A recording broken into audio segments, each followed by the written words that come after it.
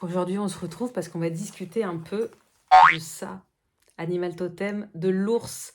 Et en plus, à la fin de la vidéo, vous pouvez gagner cette figurine de l'ours totem sculptée par un artisan. C'est pas cool ça? Alors les chamans, ils voient chez lui un être puissant, oui, mais un être puissant de sagesse. C'est le symbole de la force, mais la force dans le sens protection, pas dans le sens démonstration, agressivité, etc.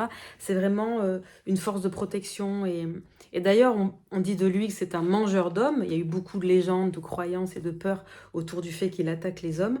Mais en fait, c'est surtout quand il a pas le choix, il est en mode survie.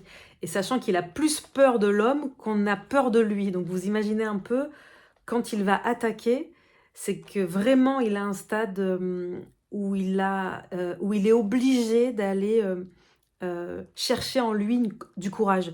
Donc cette force, elle est beaucoup alliée au courage et non à l'agressivité, non à la colère. Voilà, c'est vraiment quelque chose de bizarrement paisible. C'est pour ça qu'on dit que c'est la force tranquille, d'ailleurs, l'ours.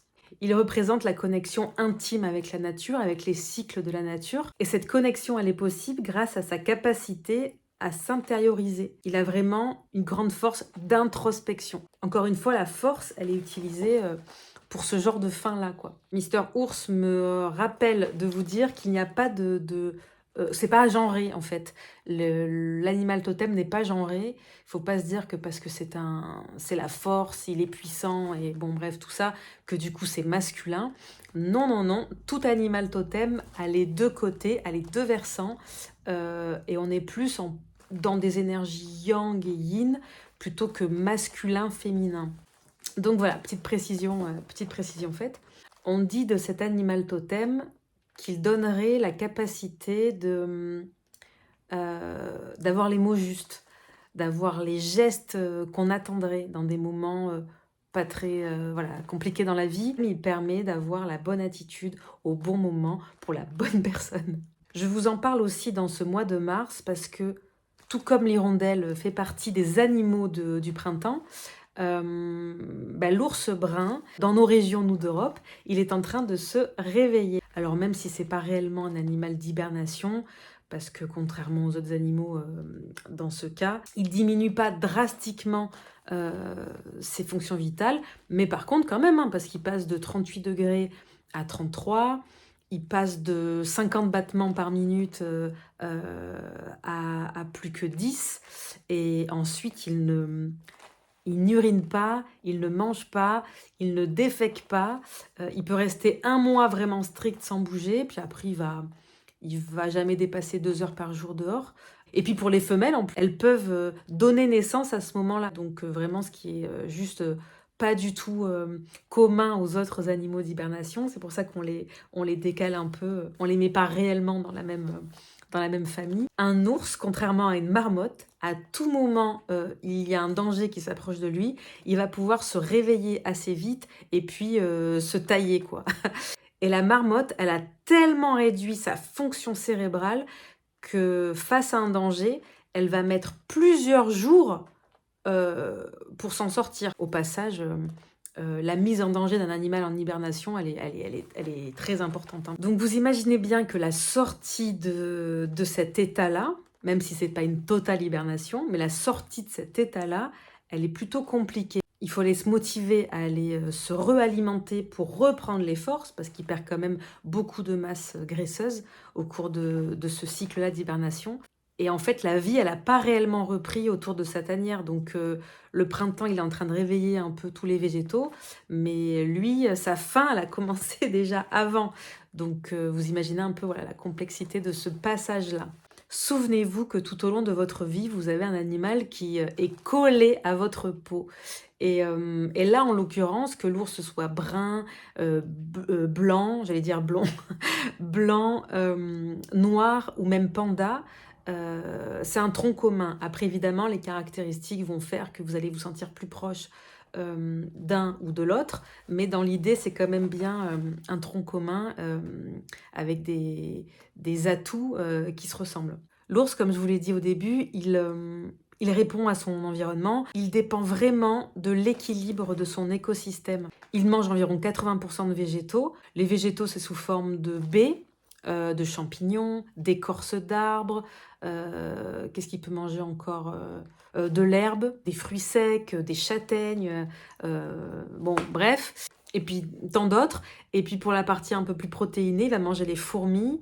D'ailleurs, dans les endroits où il est chassé, on voit quand il est là ou pas là. Quand il est absent, les fourmis prennent tellement d'occupation.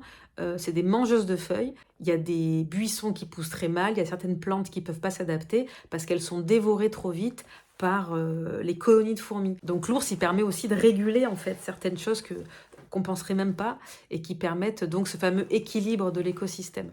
En protéines, il mange aussi des rongeurs, il mange des oiseaux, il mange des serpents, il mange des grenouilles.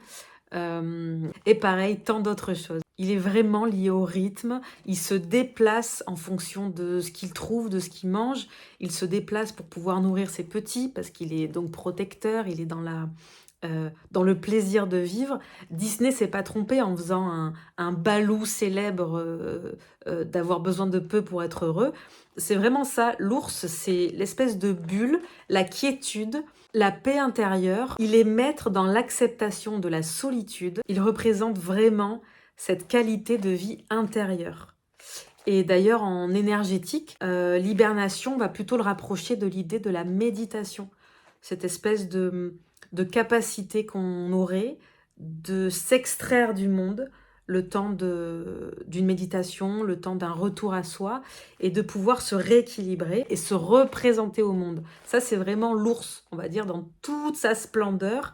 C'est l'idée de la bulle de protection et de la vie intérieure très riche qui ne demande pas spécialement de démonstration et même de besoin de l'autre. Il est droit dans ses bottes, enfin dans ses pattes. Et dans toutes les cultures, depuis la nuit des temps, on a ce tronc commun pour cet animal, c'est-à-dire que les Celtes, ils en ont fait le roi des animaux, ils reconnaissent chez lui le guérisseur ultime. Les Vikings, lors de combats, ils portaient leur peau sur eux avant de se battre pour communier avec leur force, mais aussi leur sagesse en temps de guerre, de prendre les bonnes décisions, d'avoir les bons actes, les bonnes répercussions. Les Grecs, eux, ils en ont fait un symbole de virginité, de pureté, et c'est la meilleure amie de la déesse Artémis, la déesse de la nature. Mais les Amérindiens, on va dire que c'est vraiment la culture qui en parle le plus, qui honore le plus cet animal. Et pour eux, il représente l'énergie du leadership, l'énergie d'action, mais l'action intelligente, aussi la force tranquille, l'énergie du guérisseur et du féminin sacré. Et plus précisément, c'est les Lakotas qui ont une espèce de légende avec l'ours. C'est que n'importe quand dans votre vie, si vous avez rêvé d'un ours, c'est que vous avez la capacité du guérisseur. Après, à vous de chercher quand vous êtes réveillé en quoi vous pouvez guérir les autres.